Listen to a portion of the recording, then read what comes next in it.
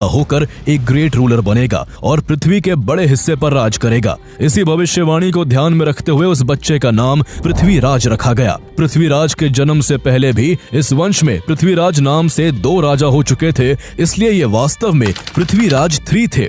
उन्हें राय पिथोरा नाम से भी जाना गया। पृथ्वीराज का बचपन किसी साधारण राजकुमार की तरह नहीं था। कहते हैं कि पूत के पांव पालने में ही दिख जाते हैं। ठीक उसी तरह बचपन से ही उनकी असाधारण प्रतिभा झलकने लगी थी। पृथ्वीराज चौहान को बहुत सारी लैंग्वेजेस की डीप नॉलेज थी और वो history, mathematics, medicine, military, science और फिलॉसफी जैसे सब्जेक्ट्स में भी प्रोफिशिएंट थे। उनकी सबसे खास कला शब्द भेदी बाण चलाना थी। इसमें वो अपनी आंखें बंद करके केवल आवाज सुनकर लक्ष्य को भेद सकते थे। तीर चलाने में उन्हें इतनी महारत हासिल थी कि बड़े बड़े योद्धा भी उनका मुकाबला नहीं कर पाते थे। सिर्फ तीर चलाने में ही नहीं बल्कि तलवार और भाला चलाने में भी वो माहिर थे। उनकी ताकत और निडरता का एक उदाहरण युवावस्था की एक घटना में मिलता है।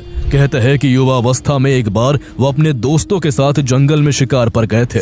इसी दौरान एक खूंखार शेर ने उन पर अटैक कर दिया। शेर को देखकर उनके साथी घबरा गए और पीछे हट गए, लेकिन युवा पृथ्वीराज निडरता से वही खड़े रहे। उनके पास कोई हथियार भी नहीं था। जैसे ही शेर उन पर झपटा, पृथ्वीराज ने बिजली की तेजी से उसकी गर्दन पकड़ ली और पूरी ताकत से उसके जबड़े को दोनों तरफ से खींच दिया। उनकी अपार शक्ति के आगे शेर टिक नहीं पाया और उसका जबड़ा टूट गया और शेर वहीं पर ढेर हो गया।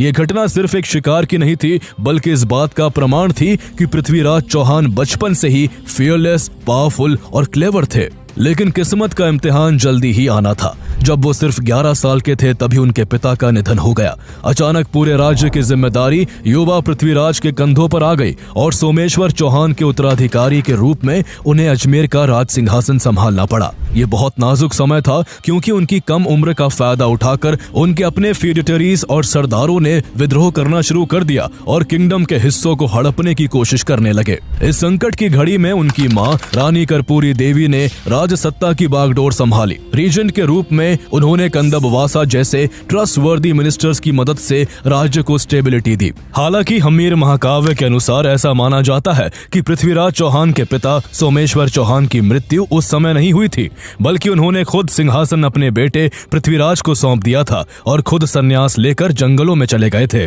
इसके बाद अपनी मां रानी कर्पूरी देवी की देखरेख में युवा पृथ्वीराज ने शासन की बारीकियों को सीखा। वो जल्द ही गवर्नेंस में इतने माहिर हो गए कि दरबार के लोग और राज्य की जनता उनकी तारीफ करते नहीं थकती थी। लेकिन मां के आंचल में बैठकर राज्य नहीं चल सकता था, इसलिए जिस उम्र में बच्चे खेलने में व्यस्त रहते हैं, उस उम्र में उन्होंने पूरे राज्य का भार अपने कंधों पर उठा लिया। साल 1180 में सिर्फ 14 साल की उम्र में उन्होंने